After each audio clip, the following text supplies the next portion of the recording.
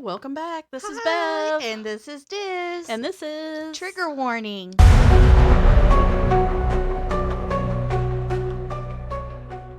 So we have a true crime case for you today. Woo-woo. And I do have some trigger warnings because name of the show, I've said it before and I'm going to say it again. Yep. This case involves the death of children. And there are some descriptions of injuries. Not a lot of detail, but just kind of the basic happenings. There is mention of child sexual abuse as well. Not detailed in any way, but I wanted to put that out there. So, if Kimberly Camm were still alive, she'd be coming up on her 60th birthday. Born Kimberly Starr Wren on March 14th, 1965 in New Albany, Indiana, Kim was ladylike and independent. Her parents, Frank and Janice Wren, said that she would likely be an executive now, owing to the fact that Kim liked to solve her own problems and that she listened more than she talked. Kim was a mother of two, 7-year-old Brad and 5-year-old Jillian, who went by Jill. If the events of September 28th, 2000 had never happened, Brad would be 32. Oh, no. Little Jill would be 30. And they would both likely be college graduates, maybe even parents themselves.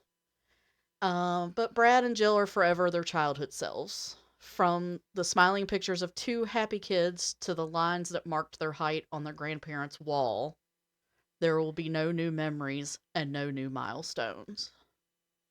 That's because on September 28th, 2000, Kim and her two small children were murdered in the garage of their own home. David Ray Camm, Kim's husband, and Brad and Jill's dad, was left to face the unbearable loss and the accusations of guilt from both the justice system and the public. David Camm was born March 23, 1964. He was well-liked, played basketball and baseball, and was a good student overall. He studied criminal justice in college and decided to focus on a career path with the Indiana State Police. Kim and David met in 1988 and got married in the spring of '89. That same year, David was actually accepted into the Indiana State Police as a trooper recruit, and he ended up earning a position with the Emergency Response Unit. February 1st, 1993, Bradley Ray Camm was born. Kim was pregnant again in the summer of 1994 when David began an affair with a woman he'd met at the gym. I am not going to say the names of the women he had an affair with because this is not their story. True. David eventually moved out of the house that he lived in with Kim and Brad, and again, she was pregnant at the time, and he moved in with his mistress.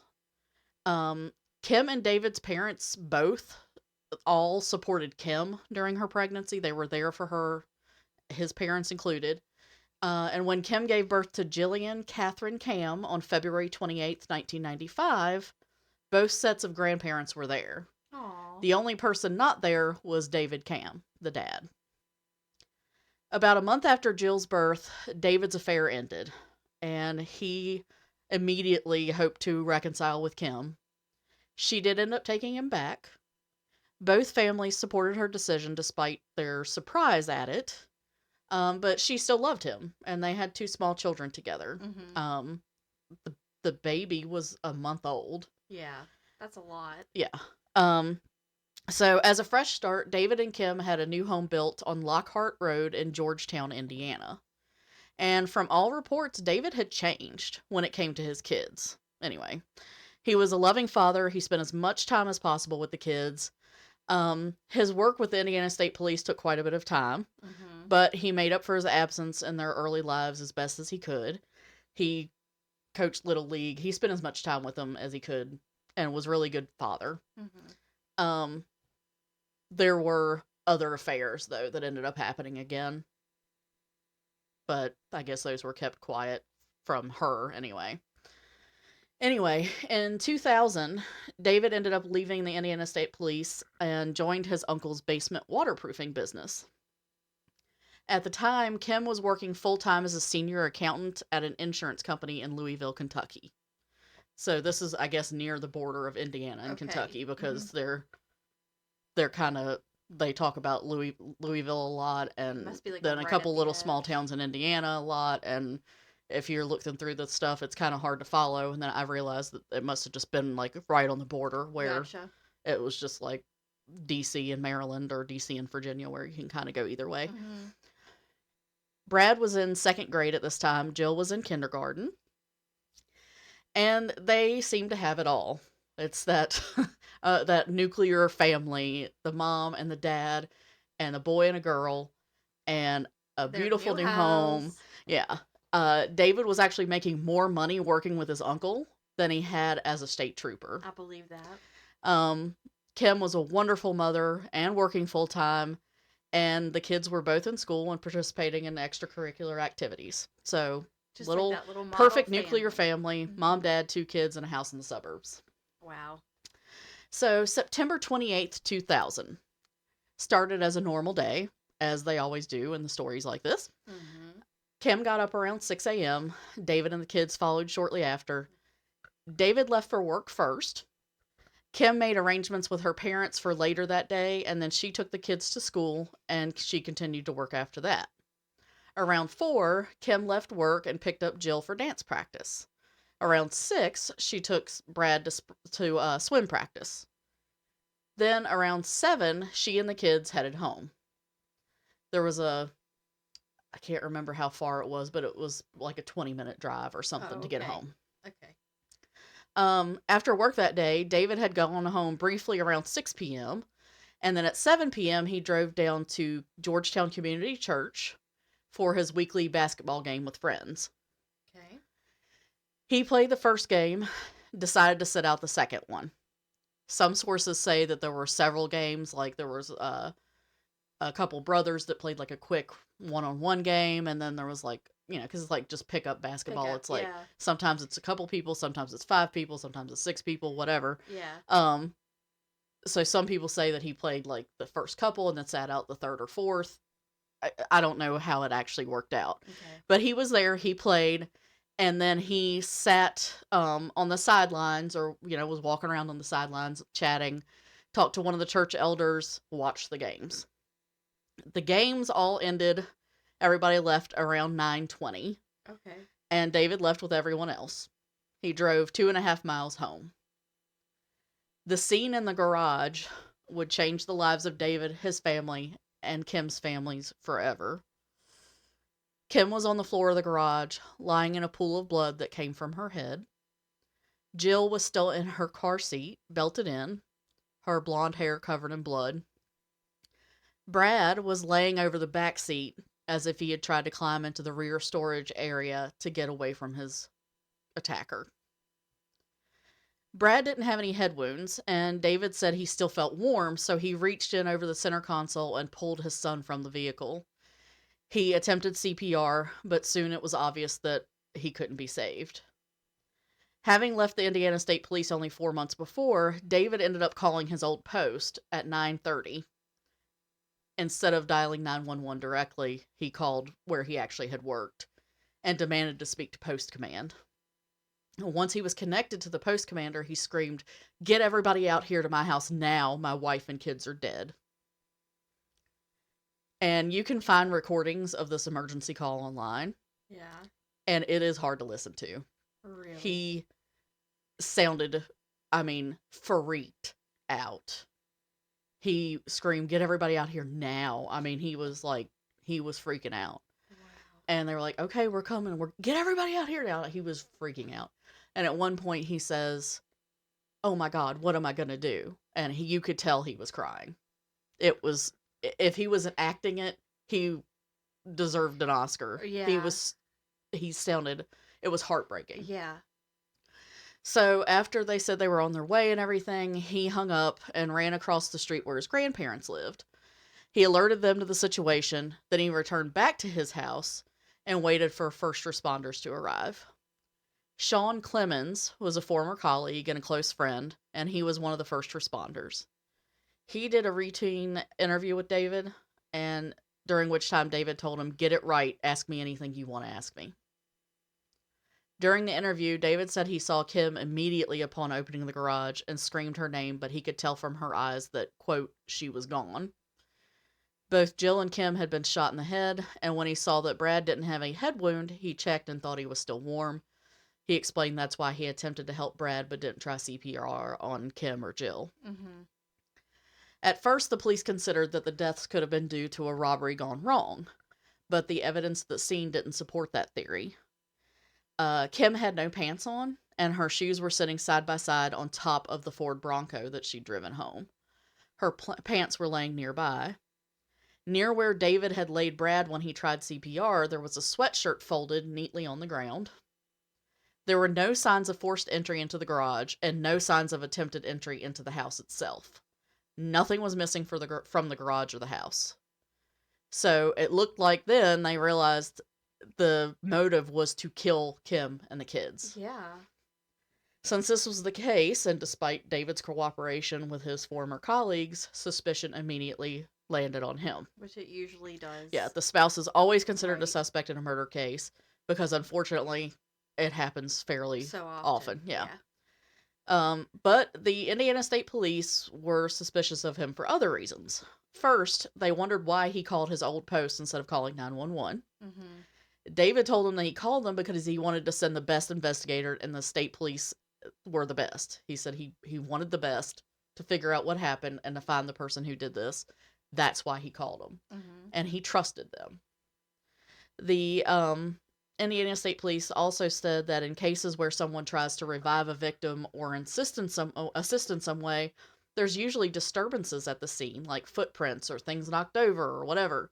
In this case, they said the scene was almost too neat. A forensic analyst also noticed a mop and bucket in a sink in the residence, which they believed was possible evidence of an attempted cleanup or tampering with the evidence. Wow. So, David's clothes and shoes were collected per standard operating procedure and sent to the lab for testing. Autopsies confirmed that Kim and Jill were both shot in the head.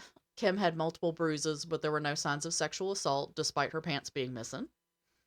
Along with the gunshot to her head, Jill's autopsy revealed blunt force trauma to her external genital region. The medical examiner said this type of injury is consistent with sexual molestation or a, quote, straddle fall. So I guess if you think about straddling like a fence, that means you have a leg Yeah. on either side. If you fell and something was between your legs, Right then you could hurt yourself that way. I Ugh. assume even if you fell and like had your foot curled under you and landed on your foot, Right. it could probably cause that problem. Yeah. That's weird though. Yeah. Brad had been shot in the left shoulder. The bullet severed his spinal cord and then exited his right shoulder. And at first, both Kim and David's family supported him, and they believed there was no way he would kill his family. Mm-hmm.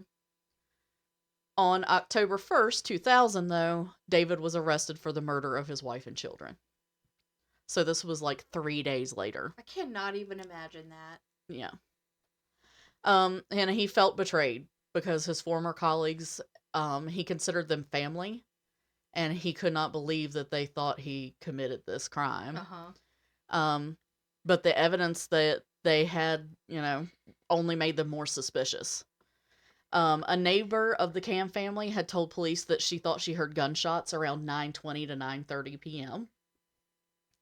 And David was adamant that the neighbor was mistaken because that was when he got home from the game. One expert said that the blood stains on David's shirt were high velocity blood spatter or blowback from a gunshot, Mm-hmm. suggesting that the blood had sprayed back onto David when he shot his daughter because that blood was Jill's blood. Stan Faith, the state prosecutor, believed that David had come home from his basketball game and immediately killed his family before calling the Indiana State Police. Mr. Faith claimed that the motive for the murders was due to David's continuing adultery and his molestation of his daughter. So, David Camm, his trial started January 24th, 2002. During the trial, the timeline changed.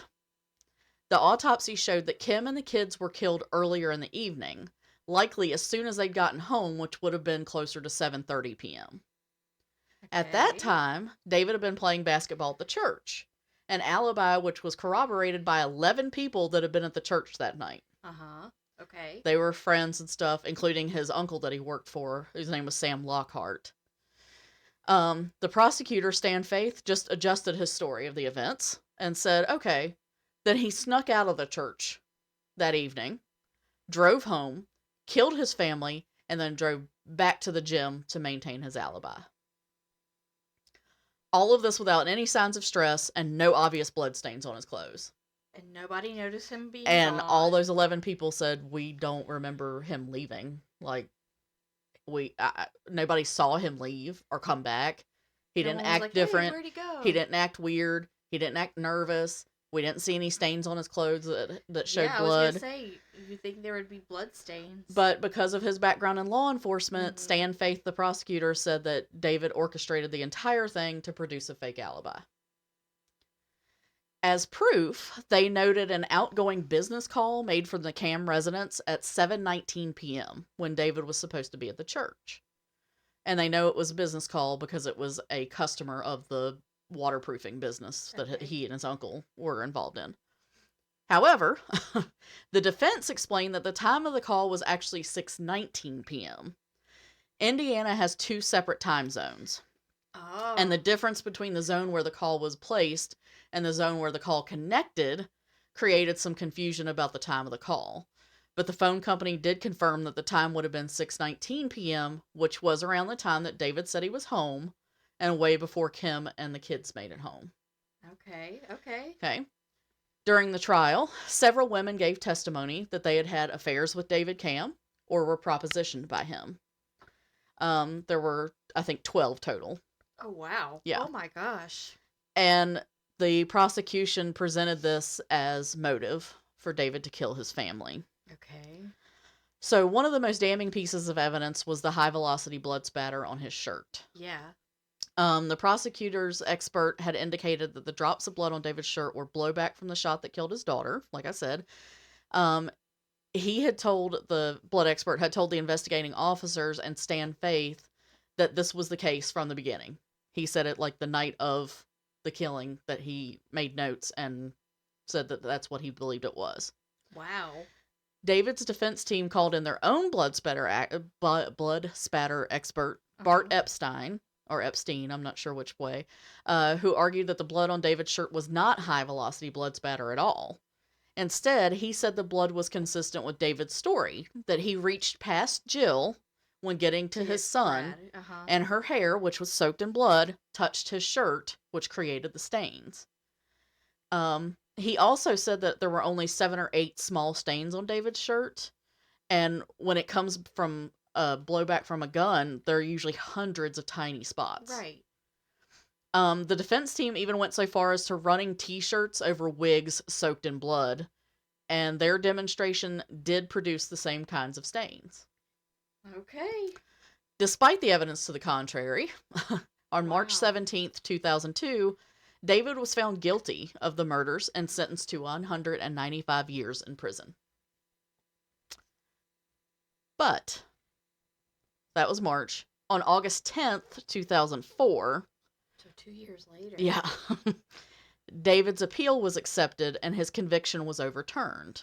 Wow. The appellate court found that the testimony from the women about his infidelity should not have been allowed, and that it wasn't proven to be the motive behind the murders, but it created a bias in the jury. Right.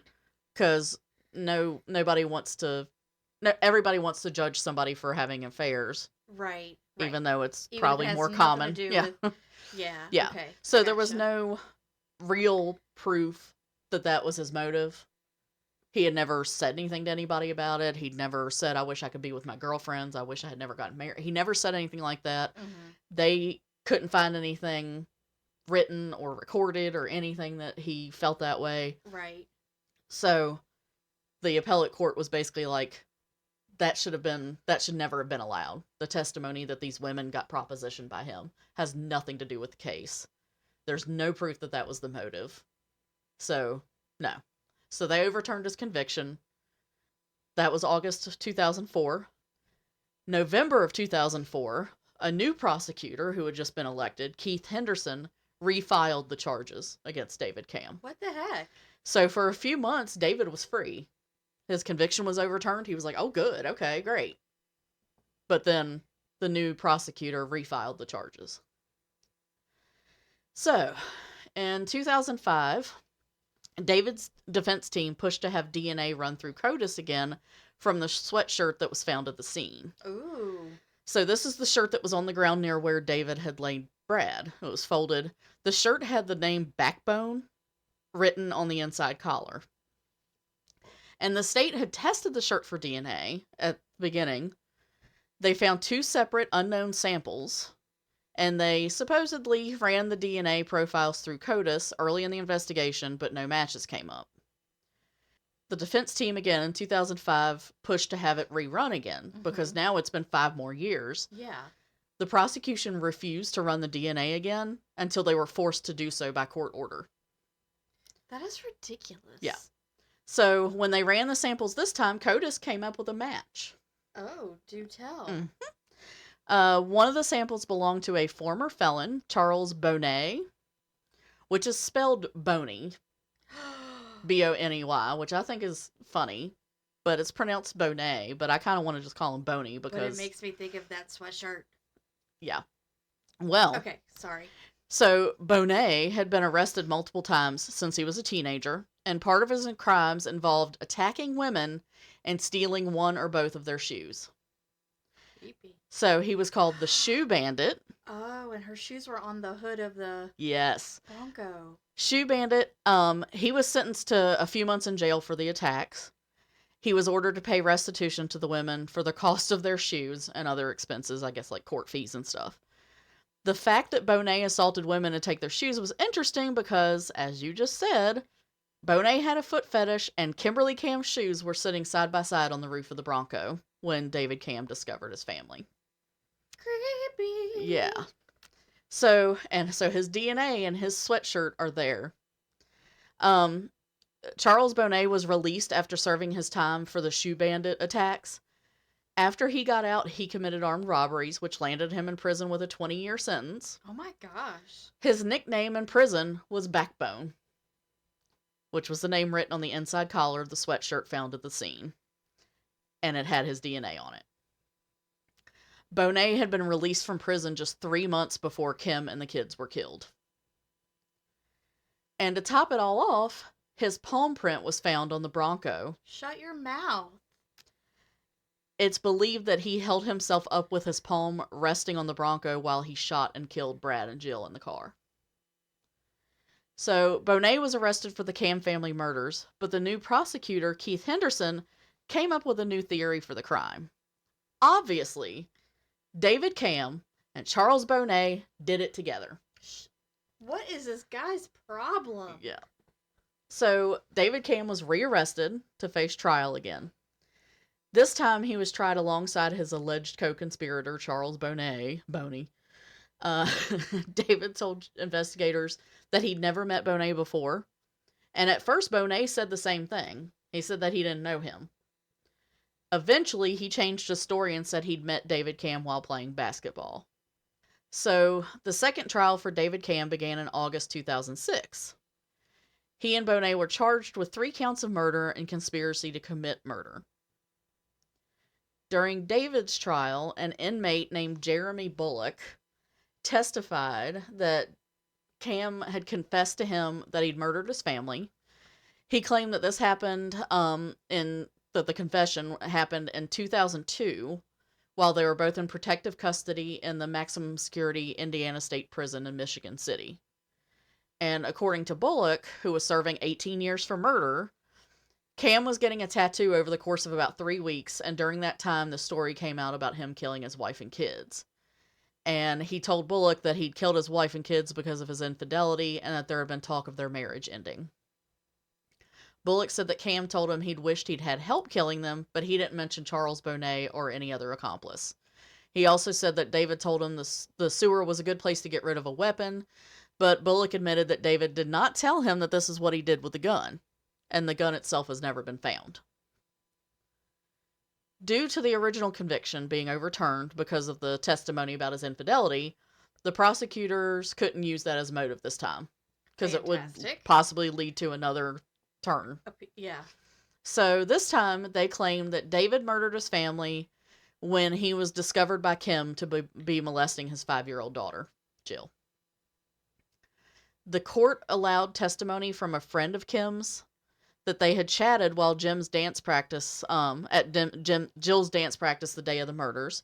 The friend testified that they were having a casual conversation about their busy lives, and Kim told her she was expecting David to be home between 7 and 7:30 that evening. The prosecutors questioned the basketball players about this and said, "Did you know David was supposed to meet his wife at 7:30?"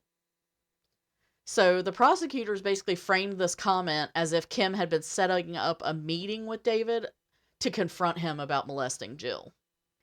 Whereas it sounds like to me that she's like, yeah, he'll probably be home between 7 and 7:30. Yeah. You know, we're having steaks for dinner or whatever. Right. To me, it just sounds like two friends just chatting about timelines, and it's like, yeah, I gotta after her dance practice, I gotta pick Brad up and take him to swim practice, and then get home, and maybe she was saying, luckily he'll be home between 7 and 7:30, so maybe he can help the kids with homework while I do whatever. Yeah. But the prosecutors were like, no, she was obviously going to confront him about molesting his daughter. Have mercy. So the medical examiner, Dr. Tracy Corey, testified that Jill's injuries could have come from sexual abuse or the straddle fall, like I mentioned before. 2 more doctors, Spivak and Merck, both pediatricians, testified to this as well, stating that it was very likely due to sexual abuse and that it likely happened within 24 hours, but probably less than that, before Jill was killed. So, according to the prosecution, that timeline meant that only Jill's father, David, could have had the opportunity to molest her. Dr. Spivak also agreed with the prosecutor when asked if it was likely that Jill would have told her mother about the injuries and the source. So the prosecutor's like, well, don't you think she would have told her mother? And the doctor's like, yeah, likely she would have. So again, that confirmed that Kim knew, and she was going to confront David. Exactly. Wow. So, Charles Bonet was tried separately from David, since David's lawyers successfully had his case moved to a different county, because the media coverage had been crazy. Right. And people in the county where it happened were biased at that point. He'd already been through trial once. The media was huge. It involved 2 children. So they moved it to a different county, which means that Bonet, his trial would have been set where the crime actually occurred. Okay. So Bonet testified in his own trial that he had gone to sell an untraceable gun to David. That was why he was at their house. He told the court that he wrapped the gun in his sweatshirt, the one that said backbone. According to him, he'd given it to David. David approached his wife's Bronco when she pulled into the garage, and after a quick argument, David produced the gun and shot her. Then he shot his kids. So Bonet claimed that David then tried to shoot him, but the gun jammed. So he insisted he had nothing to do with the killings, and basically said that he was outside of the garage and heard it happen, and he was only there to sell the illegal gun to David Camm. So, due to his right against self-incrimination, Bonet did not testify at David Camm's trial. Bonet's girlfriend at the time, whose name was Mala Singh Mattingly, I believe, did, and she claimed that when Bonet had left home the day of the killings, he told her he was, quote, going to go help out a friend. Mala's DNA was the other sample that was found on Bonet's sweatshirt, by the way. The judge ended up dismissing the conspiracy charge, but the jury convicted David for a second time for the murders of his family, and he was again sentenced to life in prison without parole. It's also worth noting that the prosecutor of the second trial, Keith Henderson, had begun the process of publishing a book about the case before the trial was even over. He and his co-writer had both received advances on the book before David was even convicted. And when David's team appealed this conviction, and spoiler alert, got the conviction reversed again. Mm-hmm. Henderson and the co-writer returned the advance checks and canceled the contract for the book.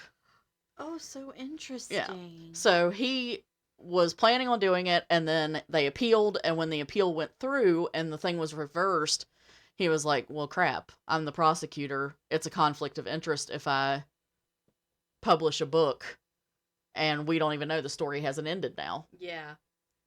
I guess he didn't think it was a conflict of interest when he was, Prosecuting the case. But wow. the court did decide that there was a conflict of interest for Henderson, and despite the cancellation of the contract, due to his personal interest in the case, because he also was like, I'm going to get this guy. He was no longer objective, and he was like, I'm going to get him. So David's team requested a special prosecutor, and that was granted, which meant that Henderson could not represent the state of Indiana in David's third trial. So, gosh, third trial. Can you believe it? I know. The reversal of David's conviction did not mean he was free. It simply meant that he would be forced to undergo another trial for the murders.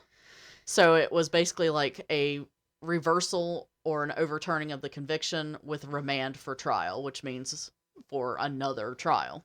Oh my gosh. So it's a do-over. Yeah, basically. It's like, okay, we're going to throw this one out and just do it all again. You're still locked up, friend. Yeah. Okay. There were a couple of points in the appeal that the judges dismissed when his team, appealed the conviction. First, his team had wanted to include Bonet's history of attacking women for their shoes, and they had refused that in the second trial. Right. They said they could not bring up his criminal history. And the judges in the appeals court said, yeah, they were right. You can't talk about his criminal history. Yeah. It's prejudiced. It's biased. And then Bonet had commented to other inmates that he had, quote, 3 bodies on his conscience. And they had said that they couldn't include that information either. I guess that was considered hearsay or something, but they wouldn't let that go into the court. And the appeals judges, like I said, both of those things, they were like, yeah, they were correct and not allowing that. Then David's attorneys argued that the prosecutor's blood spatter expert should not have been allowed to demonstrate the murder scene by setting up chairs in the courtroom. So the blood spatter expert had set like 4 chairs lined up like the Bronco would have been. Okay. And explained where everybody was and like where the blood spatter was and stuff like that. So they had said that the demonstration was speculation about how it could have occurred. Mm-hmm. But it wasn't proof. It wasn't like solid evidence. No, yeah, it wasn't concrete. How it happened. The appellate court, though, said that the demonstration was legal, as it assisted the jury members in visualizing the scene in 3D. Essentially, since they had pictures of the inside of the Bronco, they had pictures of the victims, they had pictures of the blood spatter. So they were like, this way it just shows it in 3D where the stuff was. I do get that because they literally do that in, not necessarily in 3D in the actual courtroom, but right, like on a PowerPoint type thing or something. And they'd taken people to the scene of a crime before to show them. So so they said it was legal and it was fine. So this time the reversal was actually due to a couple different things. First, admission of hearsay evidence when Kim's friend testified that Kim said she was expecting David home by 7:30. They said that was hearsay. Because the friend said that basically they told the defense team that if Kim had said, I'm expecting to be home by 7:30, then that's fine. Because it was just intent of her behavior, her plan. Yeah. But because she told her friend that she was expecting David home between 7 and 7:30, it's considered hearsay. Just because if she was possibly expect doesn't mean he would be home at that time. Yeah. Okay. So So as I talked about before, and that testimony came across as evidence that David knew he was being confronted by his wife about molesting Jill. So they said, no, that was hearsay, so that should never have been there. And the appellate court agreed. The second reason for the reversal and retrial was because of the speculative evidence that Camm had molested his daughter. So, according to Camm's lawyers, the inclusion of this quote-unquote evidence prejudiced the jury against him. And basically when they were saying this, there was no evidence that he was the one that molested her. They, the appeals court said, and I could actually found the document of the appeals court and their decision.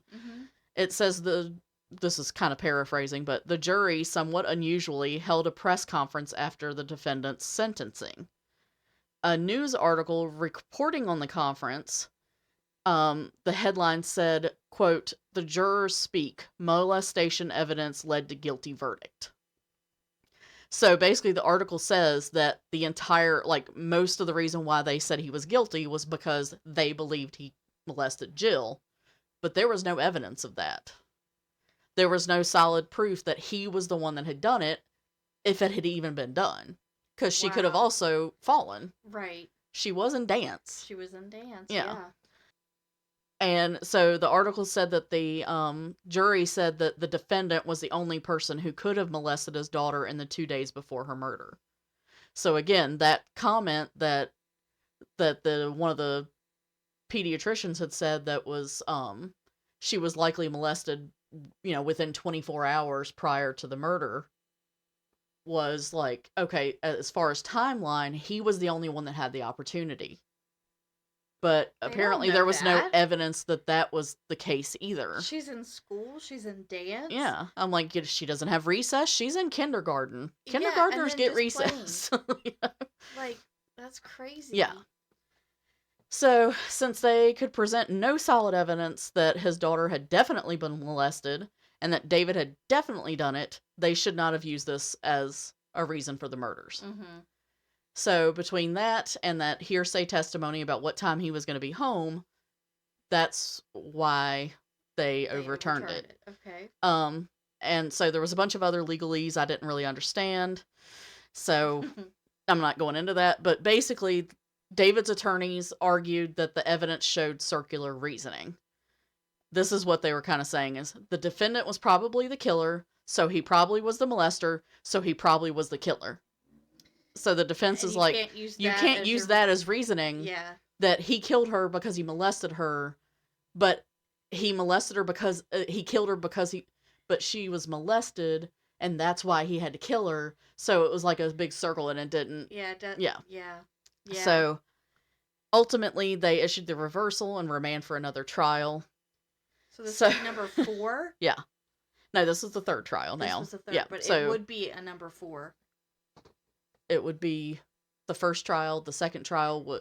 First trial motive was infidelity. Okay. Second trial, which is what they were just talking about the appeals process for. Okay, gotcha. I'm there. So the third trial started August of 2013. This go around, the prosecution said that David's motive was the life insurance policy on Kim Camm. So the inmate and I just want to say real quick, I work in medicine. So my job and things about medicine come up a lot when I'm just having conversations with friends. Okay. When I'm with family or whatever, they'll be like, "Hey, Bev, you work with doctors. Blah, blah, blah. Yeah. What's this? What do you think about this?" Or whatever. Okay. Yeah. Kim worked for an insurance company. Okay. And if you've ever worked retail, you buy from the store that you work at. Right. Pretty frequently. Yeah. You and I have worked together. We bought from our store a lot. A lot. So Kim, being in insurance, probably would have thought, you know what? We need to increase our life insurance. Yeah. Kim was aware of the life insurance. She signed off on it. Yeah. David also had an increase in his life insurance. It wasn't like he just increased theirs or something right. like that. Anyway, okay. So I just wanted to put that out there because people, you work with police, people ask you legal questions. You're not a Absolutely. lawyer, you don't know, Absolutely. but they're going to ask you. Yeah. So I'm just saying, you end up focusing on your own work, and the stuff that you sell or that you deal with on a regular basis usually becomes of interest to you. Right. And when it comes to insurance, you're going to be thinking, insurance is a good thing to have. Maybe we need more. Okay. Yeah. And I don't know. I don't know if the policy was increased before he left the state police, but if it was, that makes sense because he was in a dangerous profession. Right. So, anyway. Okay, so on to the third trial. Okay. The inmate that testified against him in 2006, Jeremy Bullock, that said that he was that he had confessed while he was getting a tattoo. He went to testify again. This time he was out on parole because he originally was supposed to be in prison for 18 years, but he was on parole. So in cross-examination, Camm's defense attorney, which his name is Richard Cammen, which is going to be kind of confusing. Interesting. Okay. Kammen. Richard and Cam. There we go. Richard's the lawyer. Yeah. Okay, the defense. So Cammen, I've been trying to call David, but okay, I like so that. Yeah, let's go. Cammen is the lawyer. He questioned Bullock about why he had come forward after Camm's original trial and conviction. And of course, Bullock kind of knew where he was going with this, and he said that he denied that he was given any kind of special privilege for testimony, like a reduced sentence or a move to a different prison. Mm-hmm. He said, they didn't offer me anything for my testimony. I just told them what happened. I agreed to testify, basically out of the goodness of his heart. Wow. So, but Cammen noted that everything that Bullock had told them about the crimes and the motives were things that were in the media. Uh-huh. Rather than through, this alleged jailhouse confession. Right. He's like, everything that you picked up about the motive, about what happened to them, you could have heard like public in newspapers, news, TV, yeah. Yeah. And he pointed out in previous depositions, Bullock had said that he'd watched the CBS 48 Hours show about the crime and had told other inmates something along the lines of, fuck that cop, I'm going home. I'll say whatever I need to say to go home. Oh, wow. Yeah, I heard it, I've read it one way that way. Another one just said, I'm going to get that cop, or something like that. So it was somewhere in that vein. Mm-hmm. Was he saw this show and was like, haha. His way out. Yeah, like, I know a way to get to him. Bullock continued to deny the accusations that he'd fabricated the story or that he'd asked for anything in exchange for testifying. But Cammen showed him a petition to modify his sentence that was presented or written by the Johnson County prosecutor. And it mentioned that Bullock had cooperated with the state in testifying in David's 2006 trial. So they said, hey, he cooperated. Let's modify his sentence. Bullock still denied that he'd made a deal. But it turns out, 2 weeks after his testimony in the second trial, Bullock was moved to the Indiana State Prison farm, which was medium security, and it was like an hour from where his family lived. David's attorney says... Suspicious. Yeah, right. Totally sus. So David's attorney told him, and I thought this was funny, he said, well, you must have a good luck fairy then. So, the prosecution also called in the physicians that had performed the autopsies on the victims. Kentucky's chief medical examiner, Dr. Tracy Corey, testified once again in Camm's third trial. She had performed the autopsies on Brad and Jill. Okay. She was the one that had said that Jill had this blunt force trauma and that possibly what it could have been caused. It could have been straddle fall, it could have been abuse. Okay. So because of the previous stuff about the molestation and then it shouldn't have been allowed, she could only testify about basically the gunshot wound and any bruises and stuff on the upper half, like on her arms or shoulders, upper half of her body. Mm-hmm. So, and this is where I describe some of the injuries a little bit. So, anybody who needs to skip forward, this would be the time. Um, so she described the injuries above the waist, explained that Jill had powder debris on her head, indicating she'd been shot at close range. She told the jurors that the way Brad had died, his spinal cord having been severed by the bullet, um, he would have been conscious, but paralyzed. He would not have been able to move his legs. So, like I said before, it looked like he was trying to climb over the seat to get in the back to hide when he got shot.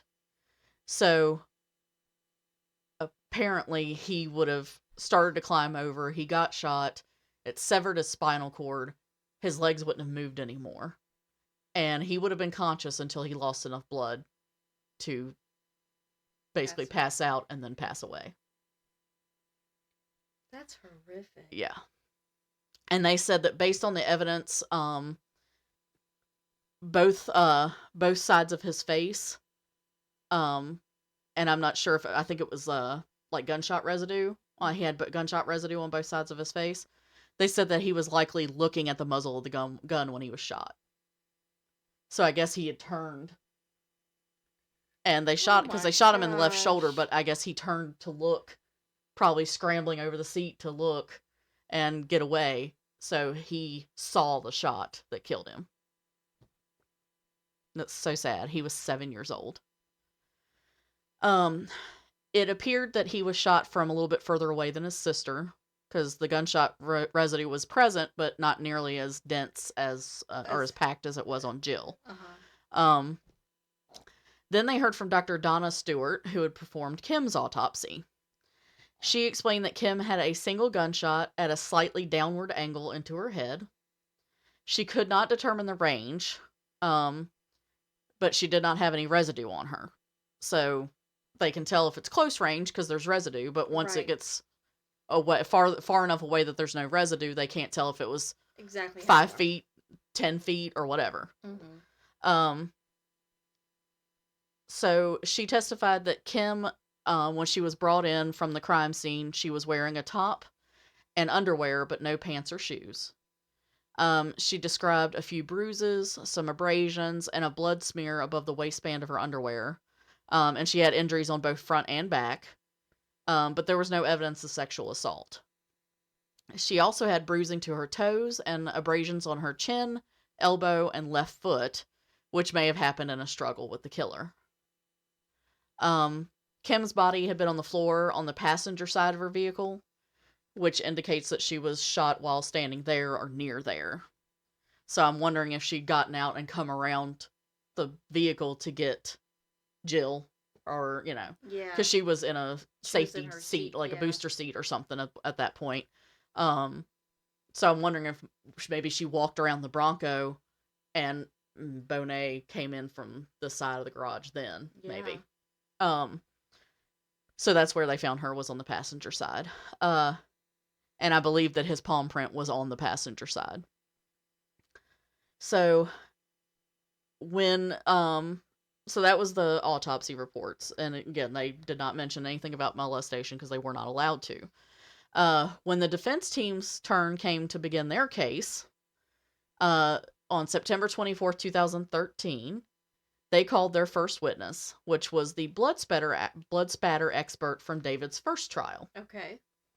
So if you remember, back in that first trial, the prosecutors had their blood spatter expert testify that the blood on David's shirt was indicative of high-velocity blood spatter or blowback from a gunshot. Right. Robert Stites was the prosecution's expert. Okay. This time, he was testifying for the defense. What? So, Stites was a former police officer that was hired by a forensic blood expert named Rod Englert because Englert had not been available on the night of the crime. So Stites had been hired to take photos and notes at the Camm family crime scene, and he had jumped on a red-eye flight from Portland, Oregon on the night of the murder. He took photos, made notes, and commented that the blood on David's shirt and shoes looked like high-velocity blood spatter. Um, he also marked about 20 areas on the garage door that he believed were blood spatter, but he did not test them for blood. In his notes, he surmised that bleach had been used to clean up blood at the scene. So this information, along with Stite's, spoiler alert, supposed credentials, were on the probable cause affidavit that led to David Camm's arrest. In fact, most of the probable cause affidavit was taken from Stite's notes after he talked to Stan Faith, the original prosecutor, and the original detective on the case, Robert Neal. Stites had testified previously that he was a bloodstain pattern analyst and a crime scene reconstructionist. He had also said he was working on 2 doctorate degrees. In the third trial, he admitted that he had flunked basic college chemistry and had never taken physics. He hadn't taken any graduate level courses since 1990. So, those 2 doctoral degrees he was working on was bull. Which is lies. Yes. Along with falsely stating his credentials, he had also never investigated a murder scene as either a police officer or while working for Rod Englert. He testified that he used a macro lens on his camera and a magnifying glass at the crime scene to analyze the evidence. He did not use a microscope. The bloodstains, quote-unquote bloodstains, on the garage door were later found to be a petroleum-based product. And he also admitted that he had not smelled bleach at the scene, despite making notes that he believed the scene had been cleaned up by the strong-ass smelling bleach. What in the world? What is going on? So, they had found a mop bucket and stuff in a sink. So I'm wondering if he saw that and was like, oh, he tried to clean up the crime scene with bleach. But he never smelled bleach. And anybody who's ever been around bleach, which is almost the entire world, probably, knows how strong it smells. Yeah. So Robert Neal, the original investigator, had once asked Stites how sure he was about the blood evidence, and Stites testified that he had told Neal that it, quote, had those characteristics. The characteristics of high-velocity blood spatter. Well, that's not even an answer. Not exactly a ringing endorsement, right? Yeah. Of how certain he was. So he also stated that, he said that Rod Englert agreed with his findings, though, because of the size and distribution of the droplets. But Englert didn't see the crime scene, he saw the photos and read his notes. So Robert Stites told the jury in the third trial that at first Englert had complimented him for his work, but later admonished him. Stites said, quote, I was talking too much. So I guess Englert was like, hey man, thanks for doing a great job and helping me out. And then later he's like, shut up. It's like, you're talking about all this stuff you don't know anything about. So, question. Yes. Was he even qualified at all? No. To be that person? No. Like, why would he had been a police officer, but only for a couple of years. So he was not a detective. He was not forensics. No, he was a photographer and a note taker because Englert wasn't there and couldn't be there. And this is who Englert's like, oh, I'm gonna get old boy to come out here and take care of this since I can't. Which, I mean, he could have just taken the pictures and been like, in his notes, okay, there's like, you know, photo of suspect's shirt and shoes. Right. Blood present. Uh-huh. Photo of garage door, dark stains present. You know, like he could have put generalized notes. Which is what you're supposed to do. Or even like measured something. Like, oh, these the dark spots on the door are this big or whatever. And he could have said, I found a mop and a bucket in the sink. But he, you know, like putting his own spin on it and commenting on it like he knew what he was talking about. When you're just looking at evidence. Yeah. Everybody knows that. Yes. Okay. So I don't know why he wasn't charged for perjury. Yeah. But if he was, I couldn't find anything that said he was punished for it, that he was ever charged with anything. Wow. So I don't know. Maybe because he came back in the third, like into the defense on the third trial and admitted that he was a liar, pants on fire. Maybe they had, I don't know, maybe they made some kind of deal with him. I don't know what it was. Maybe it just wasn't important enough for the media to cover. because the media pretty much thought David Camm was guilty. So, Yeah. anyway, so the defense had one last big objection before the case wrapped up. The jury instructions included language that David could be convicted if the jury felt that he had aided and abetted Charles Bonnet. The defense team's objection was that David had been tried for conspiracy in a second trial Yeah. and was not convicted of conspiracy. That charge was dismissed. So if double jeopardy. If the jury was told, "Oh, if you think he aided and abetted and you convict him for that because of that, that's double jeopardy." Yeah. That charge was dismissed. Not overturned, it was dismissed in the original trial, so it's double jeopardy. Right. But the judge allowed it anyway. Who are these freaking people? Right. But it turned out it didn't matter. Richard Cammon, one of David's lawyers, said that the jury was smart and saw through that.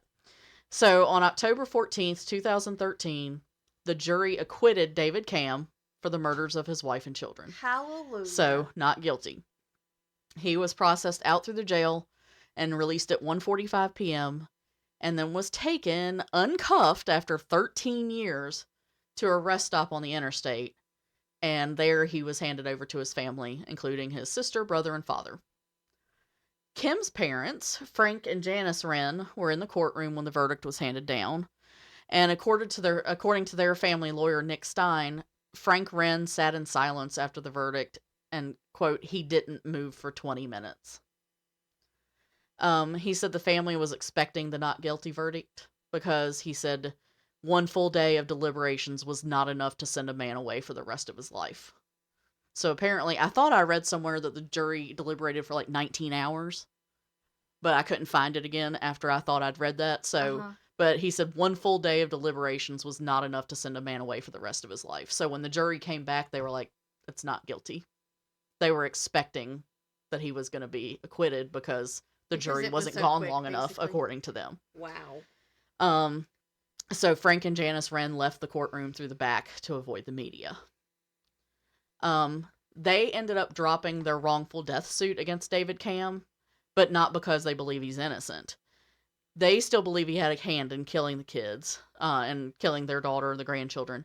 But they dropped the suit to focus on their other fight, which is to make sure that David Camm does not get his hands on Kim's life insurance money. So they're fighting that. They also had his name removed from the family burial plot because it had both him and her and then the two kids. Yeah. And his name was removed. David Camm's 3 trials knocked the county court budget for a loop. The 3 trials cost the county $4.5 million in taxpayer money. David, meanwhile, filed lawsuits against several people and entities. Floyd County settled with him for $450,000. The case against the other defendants, which included Stan Faith, the original prosecutor, Robert Stites, the big liar, liar, pants on fire, and Rod Englert, was dismissed in January 2018, but reinstated in 2019 by the 7th Circuit U.S. Court of Appeals. So they at first said, the lawsuit against these people, we're throwing it out. Evidence for you to even proceed. But then the Court of Appeals was like, nah, we're bringing it back. We're bringing it all back. You're getting a little taste of their own medicine. Exactly. So the state of Indiana settled for $4.6 million. Whoa. For its part. As part of the settlement, Robert Stites released a statement that said he, quote, acknowledges and regrets that his actions in October 2000, as well as the actions of others, contributed to the imprisonment of David Camm, who later was exonerated, end quote. So I don't know how much he got from the other defendants. Yeah. I don't know if just the ones I mentioned were the only ones included. Those were the only names I saw. Ralph Henderson, which was the second prosecutor that had the book deal, I don't know if he was included in that. I don't see why he wouldn't be. Yeah. But those were the names that I saw that I'm pretty sure he sued. and I don't know what he got out of it. But obviously they came to a settlement because part of that settlement, I guess, was Robert Stites saying, I screwed up and other people screwed up, and we're the reason why he went to prison. So, David Camm also filed a wrongful death suit against Charles Bonnet, who is serving 225-year sentence for his trial from his trial back in 2006 because he was convicted. So he got sentenced to 225 years. So he filed David Camm filed the lawsuit against him for wrongful death, and in August 2023 he was awarded 3 $1 million judgments, so $1 million for each of his 3 family members, to be paid by Charles Bonnet, who's going to be in prison for the rest of his life. So let's be honest, so he's never going to see the money, but it's kind of a exactly. Yeah. So David Camm has been free for 12 years now, which is almost as long as he was in prison. That is crazy. But opinions about his guilt or innocence are still divided. Some people believed he was guilty and think he got away with it. Some believed he was guilty at first and changed their minds. Some people always thought he was innocent and railroaded. His family always believed he was innocent and said that the fact that he knew he didn't do it is what got him through prison for 13 years. Wow. David now works for Investigating Innocence, and their mission statement says, in part, quote, Investigating Innocence is a not-for-profit organization that provides investigative support to indigent inmates, lawyers, and innocence projects throughout the United States who seek to prove post-conviction claims of actual innocence. So now he actually investigates for this non-profit organization that helps try to exonerate people who were falsely imprisoned. Wow. Yeah. And that's basically the entire story. David Camm, arrested, court, trial, convicted, overturned, court, trial, convicted, overturned, court, trial, exonerated. Oh my gosh. And Charles Bonnet, who really had the only physical evidence against him, his DNA on a sweatshirt, the sweatshirt that literally had his nickname written in it. I know, that's what palm print, the shoes. Like, Charles Bonnet said that the shoes that David told him to come in and help him afterward. His story changed a million times, by the way, because at first he said he didn't even know the dude. Okay. I mean, that's a red flag right there. Yeah. And then he kept changing his... changes it. Like, exactly. Yeah. Come on. So he said that he went in and almost tripped over her shoes. So he picked him up and sat him on top of the Bronco so nobody else would trip. I'm like, oh, really? What about the bodies on the ground, Dingleberry? Like, what do you... That's ridiculous. Yeah. Oh my gosh. So, obviously, this guy is not super smart. Head hurt.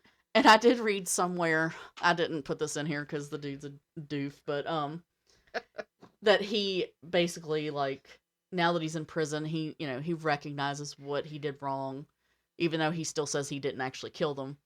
And that but he's where he deserves to be because he'd been a bad person for a long time. And it's like, yeah, you deserve 225-year sentence because you killed a woman and 2 small children. Yeah. For what? Yeah. Probably for her shoes.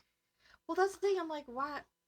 Well, and then also, I had either seen on a video or read somewhere, because there were so many different articles and stuff that I read, and I couldn't find the information again, but his sister or somebody, Bonnet's sister or somebody, worked or owned like a like deli or meat shop or something. And it was where Kim and the kids would go to get groceries or whatever it was. Like, it was a place that Kim had been to on a fairly regular basis. Okay. So some people think that he saw her there and targeted her. So he did live in that area? Yeah.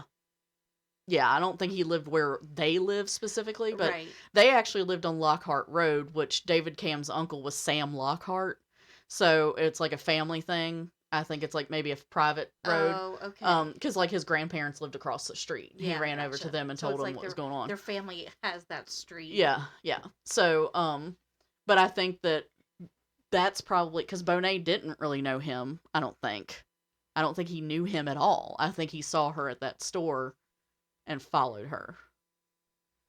Maybe not that night, but maybe previously. Right.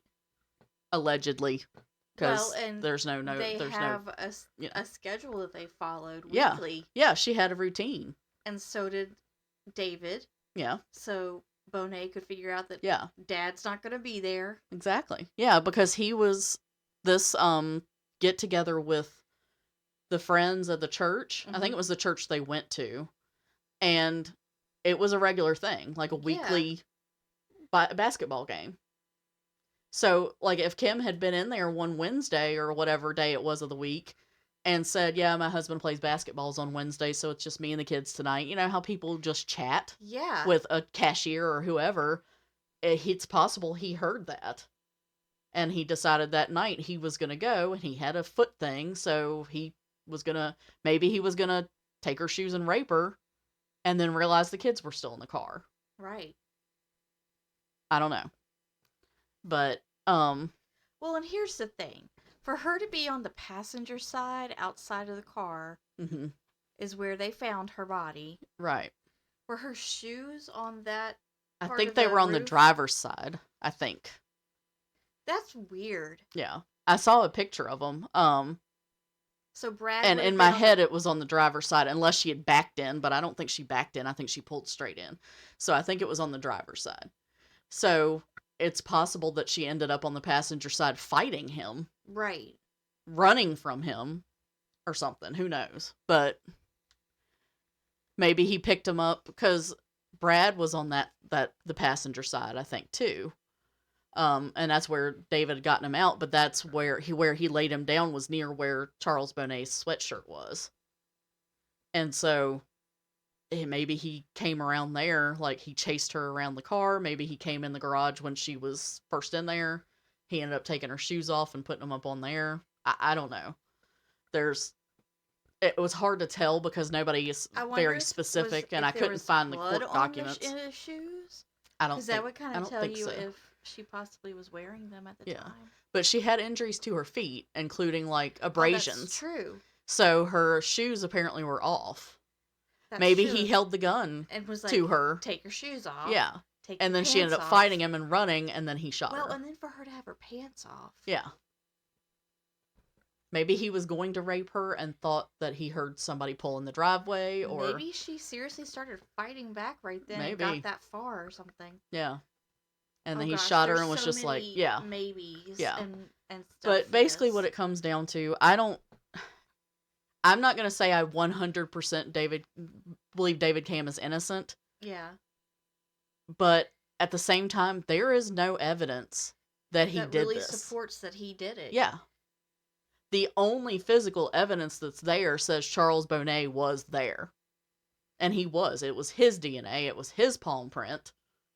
It was his sweatshirt with his name in it. Was his sweatshirt just like laying on the floor? Was it folded on the floor? I think they said it was folded neatly on the floor. That's so weird. Yeah.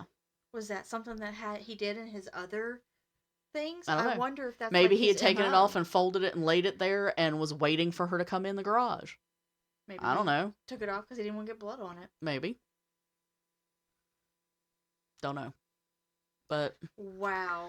Yeah, so I think that, well, one of the things that makes me think that David Camm really is innocent is because there was a book written about this by a former FBI agent, Gary Dunn. Okay. And Gary Dunn said in an article I was reading, said that when they first asked him to look into it, he declined to do so because he had actually been a member of the Indiana State Police at one point. Oh. So he didn't want to go into a case that they had investigated. Mm-hmm. Okay, I respect that. Later on, he decided, okay, yeah, I'm going to look into it. Mm-hmm. And he said going into it, he thought, okay, I'm going to follow the evidence, but I'm going to end up finding that he was in that garage and he pulled the trigger. That David did? That David did. Okay. So he believed David was guilty.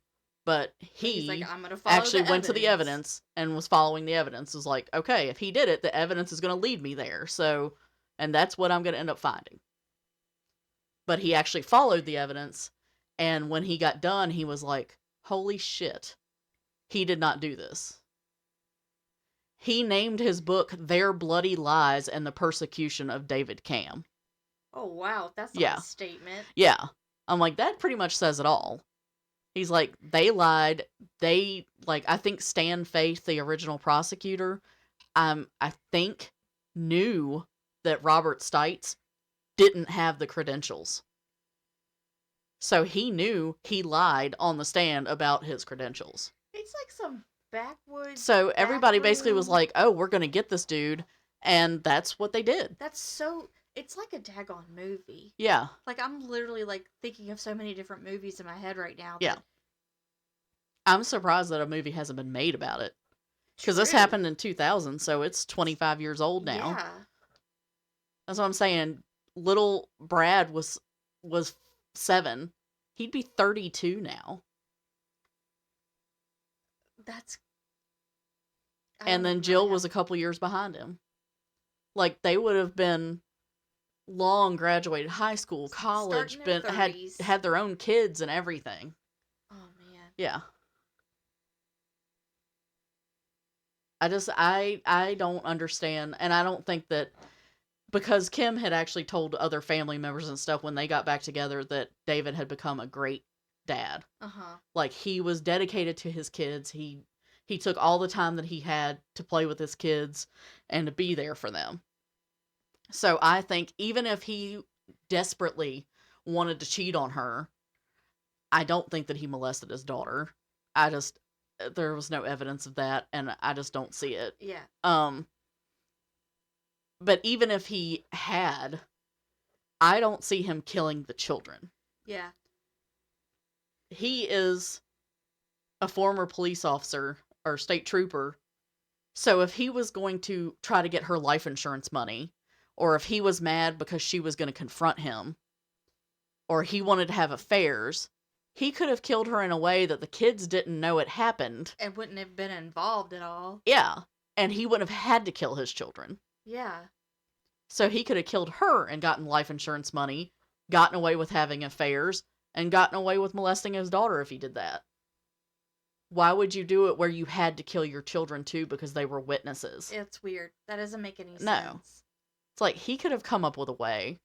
He could have waited till the kids went inside and then killed her, or waited till they were in bed and said somebody broke in, or, like the same kind of crap that all spouses do that end up getting caught. But if they thought that he was that good and that he could cover it all up because of his experience as a state trooper, he could have come up with a better plan than this. For sure. Oh, absolutely. Yeah.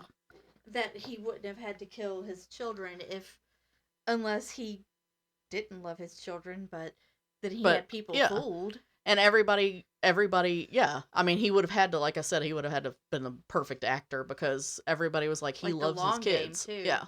Yeah. Which, I mean, I guess that could happen and probably has, but yeah, it doesn't seem. But also with him being law enforcement, yes, he might know the ins and outs of how to get by with it. One, nobody's perfect. Right. Well, and there have been other law enforcement, current law enforcement officers who have killed their spouse or whatever and have not gotten away with it. Right. Because it's hard to fake some of this stuff. Right. Well, and you were talking about just his call to his former. Yeah, his post. Yeah. His post. Mm-hmm. And how, like, gut-wrenching and desperate honest he sounded. it was. Yeah. It was not. Yeah. It gave me chills. I was just like, oh my God, you could hear the pain. Well, and especially for a law enforcement officer, I know it's his family, but they're trained to be objective and they put and their to detach. in that little box to get through what they have to. Yeah. I find it hard that he would have been like freaking out and whatever if he didn't had actually feel it. Done it. Yeah. Yeah. Yeah, I agree. I guess I can't say with 100% that I don't think he did it, but I kind of don't think he did. Yeah. I don't think he did. Yeah. And I was like more doubting it, like I said, until I've read the article about the former FBI agent Gary Dunn that wrote the book. Yeah. And how he went into it thinking that David Camm was guilty. Find yeah. yeah. And then he named his book what he named it. Their Bloody Lies and the Persecution of David Camm. Well, and the fact that you also have... Which I would like to read, but I haven't bought a copy of it or anything yet. So. I'm sure you can find it out there somewhere. Yeah. Oh, yeah. Yeah, it's out there. I just have to purchase it. But also, because you have Bonet, mm-hmm. and it's like, yeah, he's also, like, the perfect... Yeah. What am I trying to say? Like, person to fit everything. Like the profile. Yeah, he fits. Like, yeah. it makes sense. Yeah. Because there was the chance that he did know Kim from that store, whatever it was that... Yeah. I can't remember exactly. The chance that he knew who she was. David Camm maintained forever that he did not know this dude. Right. Charles Bonet himself at first said, I don't know him. Yeah. And then basically what I read one place was they told him, we've got you. Your best chance is to be a witness. So it was like they told him, hey, we can place you at the scene. Your best opportunity here is to be a witness against David Camm. Dude, they had to have, like... So they basically told him, this is what we want to do. Like, they basically were like, hey. They hated David, and that's weird. Yeah. Why? I don't know. It seems completely obvious now that they were blatantly trying to find anything. It's basically what some people say, is basically that they thought that he did it. And I appreciate in one way the fact that they would even entertain the idea. Right. Because, the thin blue line, there was a chance that they would always, because cops have gotten away with shit because their department would cover it up for them. True. So I appreciate the fact that they were like, instead of saying, well, he's one of ours or used to be, they looked at him. They should have. Yeah. That's completely fine. But when there's it's like no they got the idea, found... and then that the fake expert told them that it was blood spatter, and so they were like, okay, and then they didn't want to admit that they were wrong. Yeah. That's what I feel like happened, especially for one. And the prosecutor got in it and was like, yeah, don't admit that you're wrong. We got this. It just blows my mind how ruthless and like laser focused those two prosecutors were on David. Yeah. When I first started reading about this, and our sister-in-law is actually the one that brought this case up to me. So when I dove into it and everything, when they came across the sweatshirt and they ran it through CODIS again, which they had to force the prosecution to do. That alone is like, what? Yeah. I'm sorry. Yeah, it's like, if you really think he's guilty, then why wouldn't you? Yeah. Why wouldn't you check? Because you would be like, yeah. Because then it would be a slam dunk. Yeah. Anyway, so when the thing about Charles Bonet popped up and then his palm print matched and whatever, I was like, okay. Like, except then I was like, wait, but I know he has 3 trials. Because that's one of the first things that you see is that he was convicted twice and whatever. And the fact that it kept going when there's physical evidence linking someone else there. Like, I know the prosecution then was like, oh, well, he got Bonet to do it then. They're doing it together for that second trial. Yeah. But it's like everybody, juries, everybody wants there to be DNA and a palm print in their case. Right. And it literally was. Yes. And they couldn't prove that there was ever collusion between the two of them. Yeah. That's another thing. Like, they should be required to show. Yeah. How did they meet up? How did they get the information? Yeah. Like, show us. Yeah, Bonet said that they met playing basketball at a park. And then he met up with David at that store that Kim went to.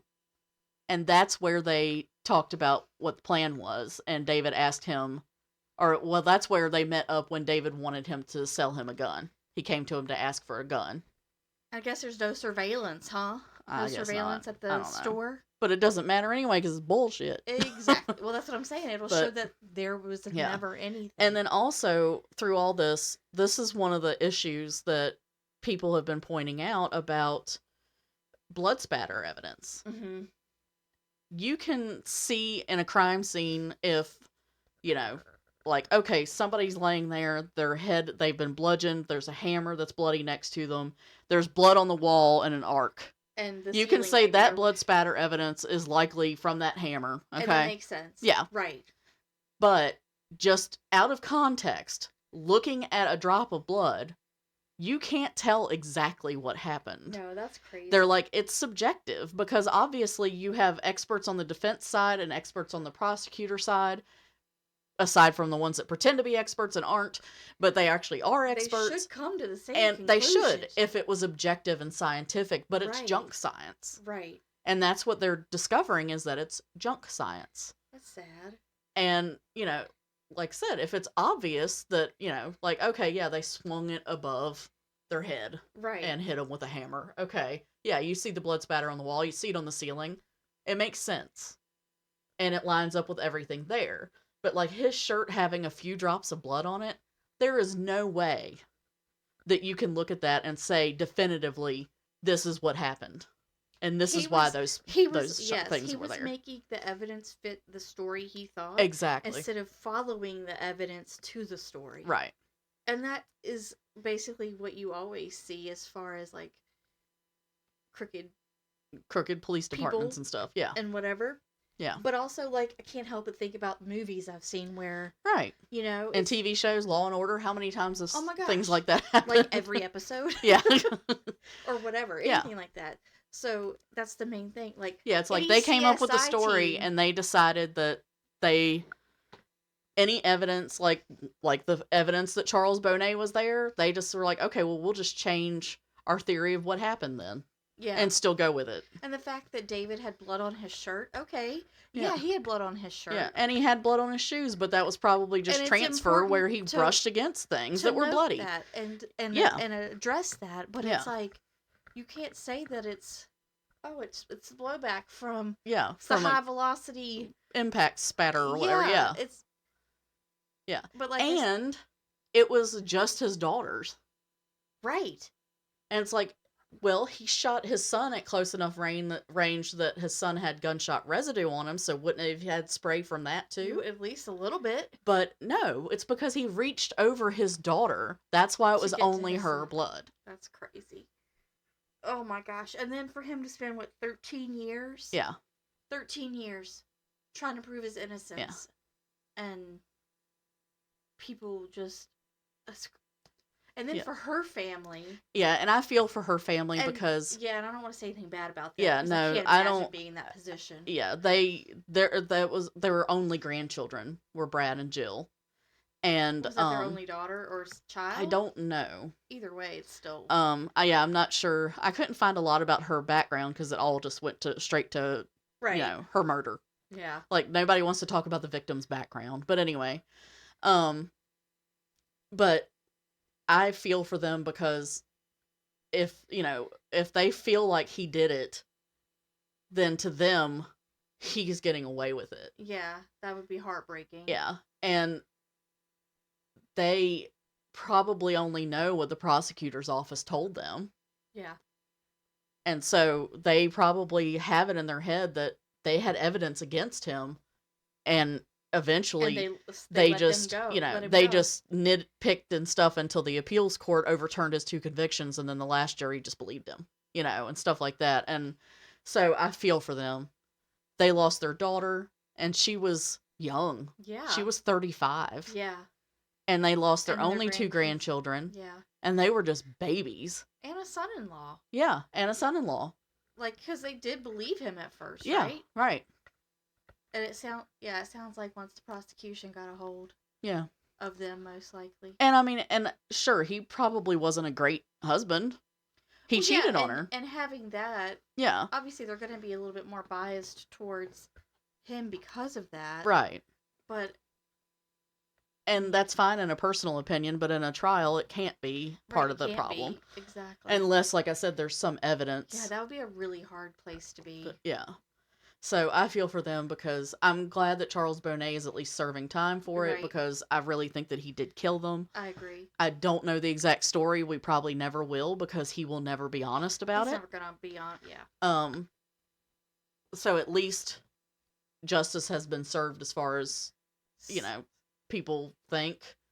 But then along with the Wren family, there are a lot of people who don't think that justice was served, and they think that David Camm was, ultimately getting away with it. Right. So, I don't know, and I'm not here to judge that. Like I said, my opinion is that he likely did not do it. Right, I agree. Now, if he hired Charles Bonnet, I guess I couldn't find anything that said that they found any money that Charles Bonnet had or that he was promised or anything. So, I don't know. And honestly, the prosecution was so sneaky and conniving. Yeah. Even if David did end up knowing Bonnet and they had planned that, like, yeah, as shifty as they were, yeah, exactly. It's like, if y'all had just followed the evidence and it led to him, great. Right, we can't argue with that. But now it's like, now we wouldn't trust you with anything, with any evidence, because of all the shifty stuff you pulled. Yeah. Yeah. Exactly, I agree. So, anyway, that was the Camm family murder. And that was a tough one, just because of the little kids, and Kim was, so sad. A good mom and a good person, and I feel for her parents so much. I hope that David Camm is, I hope he is actually innocent, and I hope that he's having a good life, and that he can carry on and have that not be his entire life. Right. In a way, he was lucky he only served 13 years. Because there are people who have served 20 or 30 years. Well, his wife before they were exonerated. Got a life sentence. Yeah. And that's what other people will say, but yeah, I still have a hard time believing that he did it. Yeah. But I mean, even the other people that have been come back later and been found innocent had served 20 or 30 years in prison. So he was lucky that it was only 13, only. And hopefully he's in a job now, if he's still with Investigating Innocence. The last thing I saw was like 2022, I think, or something. So it could have been that he's changed by now. But if he is still with it, then hopefully he's helping other families that have loved ones that they don't think did it, that are in prison. And he's getting to an age where he might retire or whatever, too. Yeah. True. Because he was in law enforcement and everything before. Yeah. Okay, so there's the Camm family murder. Have mercy. Yeah, we will be back next week. Our email address is triggerwarning411@gmail.com. So you can send us an email that says that you love us dearly. And you can, and if you have any case suggestions, true crime, survival, disasters. I mean, anything really. Spooky. If you want to tell us spooky stuff, that's cool. And just email us. So triggerwarning411@gmail.com. And we'll see you next Wednesday, I reckon. See you guys next Wednesday. Bye-bye. Watch for deer. Watch for deer. Bye.